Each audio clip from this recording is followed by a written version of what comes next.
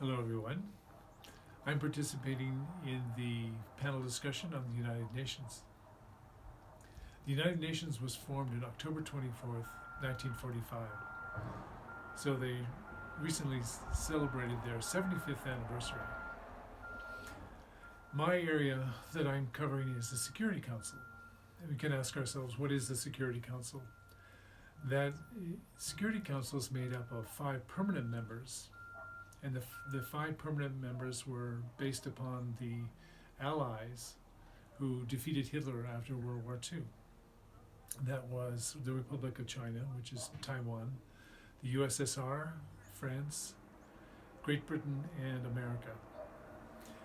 And plus the 5 permanent members, also known as the 5P, there are 10 non-permanent members. And these people are elected, or these nations are elected for 2-year terms. And so that way, as many nations as possible can participate in the Security Council.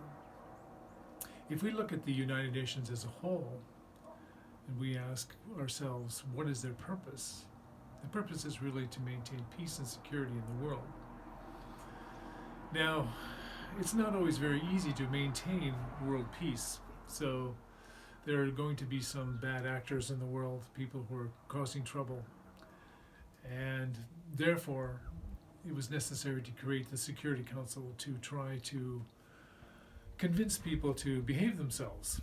And the Security Council has 4 arrows in their quiver that they can use to convince people to behave themselves. The first arrow in their quiver that they can use is diplomacy. They can sit down with the diplomats from the various countries and say that what you're doing here is really causing harm to this area of your country or this group of people, and perhaps if you behaved in this way, things would be much more peaceful, and this is what we would recommend as the United Nations.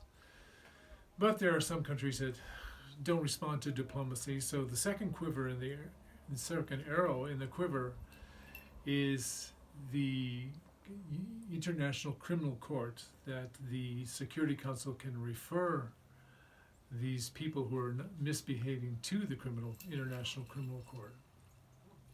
If they shrug that off and say, well, you can't touch me because I won't let you in my country, and I'm perfectly safe because I'll never leave my country, then they have to use the third arrow in their quiver, which is economic sanctions. And they can say that, well, you're misbehaving, so therefore we're going to tell the member nations of the United Nations not to buy your oil or your corn or your wheat. And that's going to cause a lot of economic pain and suffering in your country. So we recommend that you behave yourselves. Well, it's possible that they won't even bend or change their ways, even through economic sanctions. So the fourth and final arrow in the quiver of the Security Council is military action. And that is obviously the one that is least desired and most avoided for the most part.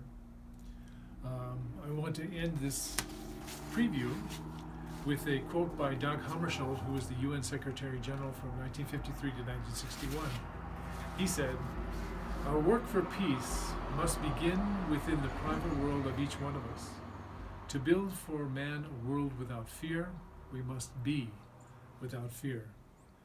To build a world of justice, we must be just."